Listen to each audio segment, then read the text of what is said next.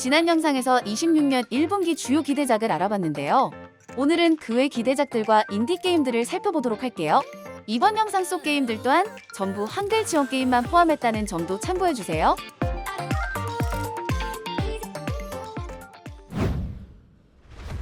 섬세한 픽셀아트로 표현된 사이버펑크 디스토피아 속 액션 플랫포머 리플레이스드입니다. 22년 출시 예정이던 게임이 이제서야 출시를 앞두고 있지만 너무나 멋진 비주얼 때문에 관심을 가지셨던 분들이 많을 듯한데요. 여러분은 자신도 모르게 인간의 몸에 갇혀버린 존재인 리치라는 이름의 인공지능으로서 핵재앙으로 폐허가 된 1980년대의 피닉스시티에서 자신의 정체성을 찾아가는 이야기를 경험하게 되는데요. 마치 느와르 영화 속 한 장면처럼 꾸며진 인상적인 카메라 구도를 뒤로 벽을 타거나 빠르게 달리는 모습을 살펴볼 수 있으며 실제 게임에서도 플랫폼 게임을 하듯 여러 장소를 이동하게 될 것처럼 보입니다. 전투 장면 또한 액션 영화처럼 꾸며져 있는데요. 근접과 원거리 공격으로 적을 물리치게 되고 적의 머리 위에 떠오르는 아이콘을 보고 공격을 회피하거나 카운터를 통해 반격을 이어가는 특수기술도 중요한 역할을 할 것 같습니다. 아마 많은 적을 동시에 상대하는 장면이 많을 것으로 예상되는데 이런 버튼 액션을 통해 리듬과 액션이 결합된 독특한 손맛을 맛볼 수 있을 것 같네요. 이 게임을 볼 때마다 26년 출시를 목표로 개발되고 있는 국산 기대작 안녕 서울 이태원 편이 자꾸 떠오르는데요. 두 게임 모두 완성도 있는 모습으로 출시되길 바라봅니다. 턴방식 RPG와 경영 요소의 조합, 노스, 오스 오브 블러드입니다. 잔혹한 암살자 스테이나르에게 부족장인 아버지가 살해당하자 부족은 뿔뿔이 흩어지게 되고 여러분은 젊은 바이킹 전사인 주인공 군나르가 되어 생존자들을 이끌고 복수의 여정을 떠나게 되는데요. 배경에서도 드러나듯 부족과 마을의 재건, 그리고 복수를 위한 전투를 이어가는 것이 게임의 핵심이라 볼 수 있습니다. 먼저 전투는 지형과 환경 요소, 측면 공격 등의 전략을 활용한 턴 방식으로 진행하게 되며 각각 고유한 기술을 보유한 전사들을 모집하고 훈련하면서 플레이어만의 강력한 부대를 구성할 수 있습니다. 또한 정착지인 마을을 재건하는 역할도 맡게 되는데요. 각 주민들에게 농부나 대장장이 등 적절한 역할을 부여하고 건물을 업그레이드해서 더 강한 병사를 모집하거나 강력한 무기를 제작하는 식으로 전투력을 높여가기도 합니다. 게임 속에서 여러분이 하게 될 수많은 선택들에 따라 복수의 결과가 달라진다고도 하는데요. 공개된 데모에 대한 평가도 좋은 편인 만큼 그리고 몇 안 되는 한글 지원 턴제 RPG인 만큼 여러모로 기대해볼 만한 게임이 돼줄 것 같네요. 녹색 고블린 스틱스의 새로운 잠입 액션 스틱스 블레이드 오브 그리드입니다. 더 이상 고용된 용병이 아닌 자신의 목표를 위해 직접 조직을 이끄는 보스가 되어 엘프와 인간 및 오크 간의 갈등이 고조된 세계 속 가장 희귀하고 위험한 자원인 쿼츠를 손에 넣기 위한 음모에 둘러싸이게 됩니다. 전작과 마찬가지로 잠입과 암살이 주된 플레이 방식으로 적의 시야와 패턴을 파악한 뒤 다양한 도구와 능력을 활용하여 임무를 수행하게 되는데요. 특히 이번 신작은 위아래로 높은 벽이나 빌딩 같은 상하로 높은 입체적 환경이 주를 이룬다고 하며 메트로베니아를 하듯 특정 기술이나 도구 없이는 도달하지 못하는 구역도 존재한다고 합니다. 앞서 말씀드린 쿼츠의 힘 덕분에 마인드 컨트롤이나 타임 시프트 같은 새로운 능력이 추가되었으며 이를 통해 같은 목표라도 다양한 접근 방식으로 해결해 나갈 수 있다고 합니다. 이미 한 차례 출시가 연기되었던 만큼 완성도 있는 작품으로 나와주길 바라봅니다. 폐허가 된 우주방주 속에서 기억을 되찾기 위한 주인공의 여정을 그리는 게임 미오입니다. 안드로이드 주인공 미오, 어느 날 정처 없이 우주를 표류 중인 우주선 베슬에서 깨어나게 되는데요.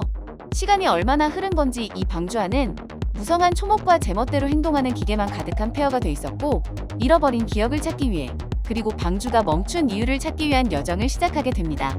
게임은 복잡한 방주 이곳저곳을 이동하는 플랫포머와 다양한 적들과의 전투로 구성되어 있는데요. 그래프룩이나 활공, 벽타기 같은 능력들을 하나씩 해금해서 길을 찾아 나서게 되는데 수채화 같은 멋진 비주얼 덕분에 탐험 동안의 지루함을 덜어주는 듯합니다.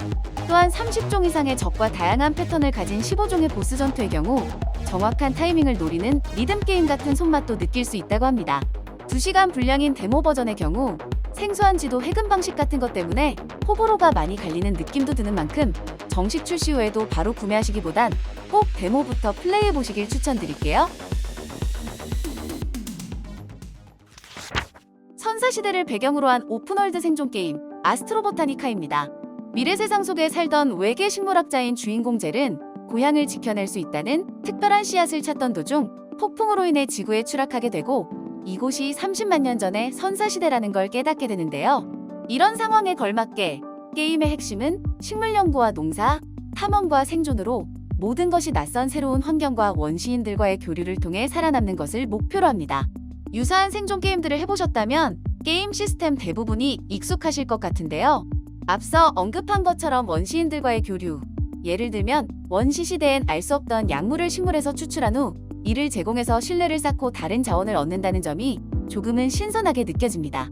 게임에는 프리멀이라는 시스템이 있어서 탐험을 중심으로 할지, 연구 또는 농사, 혹은 원시인과의 교류를 중심으로 할지 등 원하는 플레이 방식으로 주인공을 성장시킬 수 있다고 합니다. 마찬가지로 데모가 공개되어 있는 상태이며 향후 협동 모드와 새로운 콘텐츠가 계속 추가될 예정이라고 하네요. 테일즈 오브 시리즈의 또 다른 리마스터 작품, 2016년에 출시된 베르세리아가 한글 자막과 함께 돌아옵니다. 시리즈 최초로 여성 캐릭터가 단독 주인공으로 등장했던 작품으로 복수에 사로잡힌 주인공이 가족과 삶을 앗아간 비극을 밝히는 이야기를 다루고 있습니다.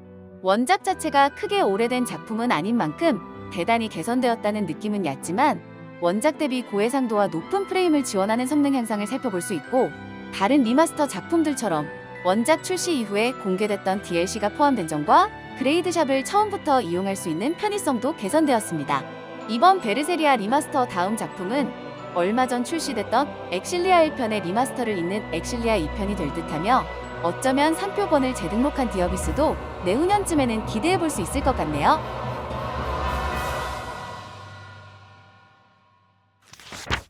새로운 축구클럽 경영 시뮬레이션 세가 풋볼클럽 챔피언스입니다.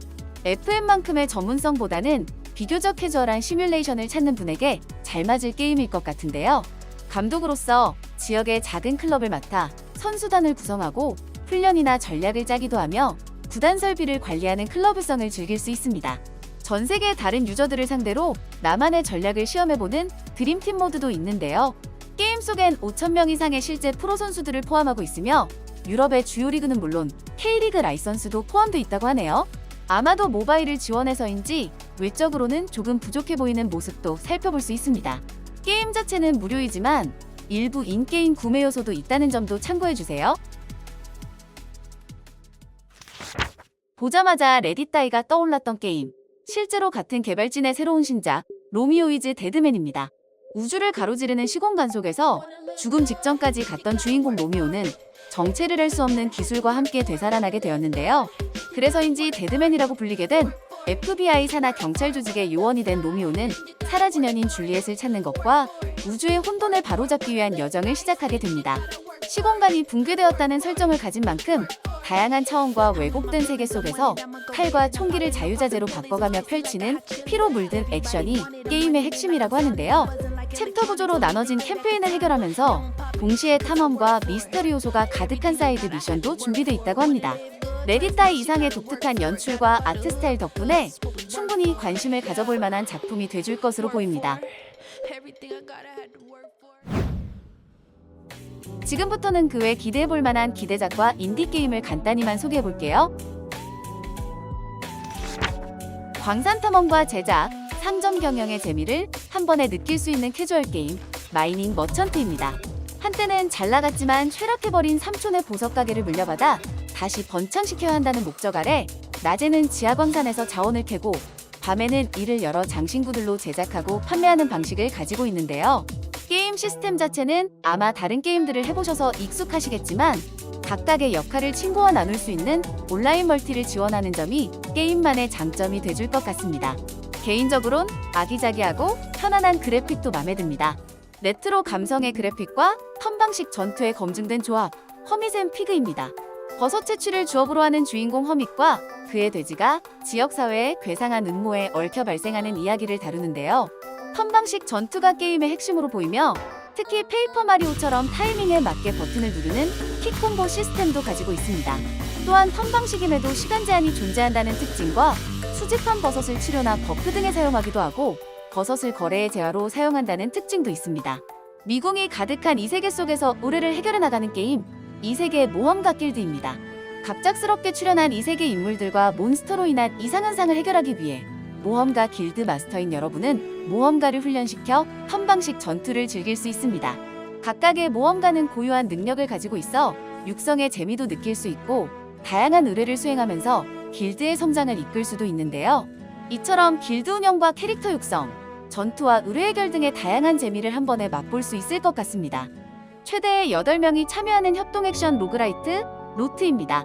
저주받은 판타지 세계 속 영웅들인 여러분과 친구들은 칼이나 완드, 활이나 총 등 다양한 무기를 자유롭게 교체하며 적을 물리치게 되고 무기 전환을 통한 콤보로 나만의 전투 스타일을 만들 수도 있습니다.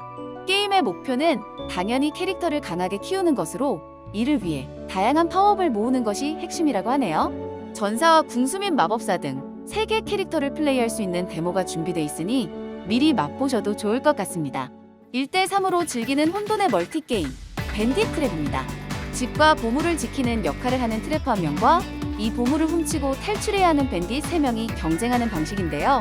벽을 부수거나 바닥을 얼리는 등 트래퍼의 함정과 덫을 뚫기 위해 은신과 스캐너로 보물을 탐색하는 밴딧이 경쟁하는 유쾌한 싸움이 게임의 핵심인 것처럼 보입니다. 예측 불가능한 코미디 같은 혼란스러움 덕분에 친구들과 함께 플레이하기 좋은 게임이 돼줄 듯하네요. 여러가지 색과 물리법칙을 이용하는 1인칭 퍼즐 슈터 크로마건의 속편이 출시됩니다. 크로마건이라는 도구로 벽과 물체에 물감을 쏜 후 색을 혼합하여 환경을 조작하고 퍼즐을 풀어가는 방식인데요. 게임의 핵심은 같은 색끼리 서로 당기거나 밀어내는 마그네토이드 크로마티즘이라는 시스템인데, 즉 적드론을 벽과 같은 색으로 칠해서 벽 쪽으로 끌려가게 만든다거나 특정 색으로만 반응하는 기계장치를 작동시키는 등 색깔이 게임의 핵심이 됩니다. 색약자를 위한 모드도 준비되어 있다고 하네요. 설국열차 세계관 속에서의 덱빌딩 생존 게임 프로스트레인2입니다. 여러분은 열차의 마지막 기관사가 되어 탐험을 통해 자원을 모은 후 열차의 칸을 늘려나가기도 하고 강력한 유물을 모아 열차의 성능을 높이기도 합니다. 설원이나 도시 등 다양한 지역을 지나가게 되며 지역마다 별도의 위험 요소와 보상도 얻을 수 있습니다. 플레이어의 전략적인 선택이 게임의 핵심이 될 것처럼 보입니다. 25년에 출시될 예정이었지만 아쉽게 연기됐던 게임들을 알아볼 텐데요. 우선 현실적이고 깊이 있는 등반 게임으로 기대를 모았던 카이르는 한 차례 연기된 1월 말에 출시될 예정입니다. 등반 루트를 직접 선택한다는 특징, 철심이나 초크, 손가락 테이프 같은 실제 등반을 하는 듯한 자원의 활용, 힘이 부족하면 팔이 부르르 떨리는 연출까지 여러모로 현실감 있는 특징이 몰입을 더해줄 것 같습니다. 코믹북 같은 연출이 돋보였던 I Hate 디스플레이스도 1월 말 출시될 예정인데요. 괴물과 악령이 가득한 저주받은 땅 위에서 낮에는 식량과 도구를 수집하거나 은신처를 만들고 악몽이 시작되는 밤에는 어떻게든 살아남아야 하는 긴장감 넘치는 생존 게임으로 소개했었습니다. 유저들의 피드백을 반영하기 위한 연기였던 만큼 더 높은 완성도로 출시될 수 있을 것 같네요. 오늘도 지난 영상에 이어 26년 1분기 기대작과 인디게임을 살펴봤는데요. 단 한 개뿐이라도 기대되는 게임을 찾으셨길 바라볼게요. 재밌게 보셨다면 구독, 좋아요를 부탁드리며 오늘도 시청해주셔서 감사합니다.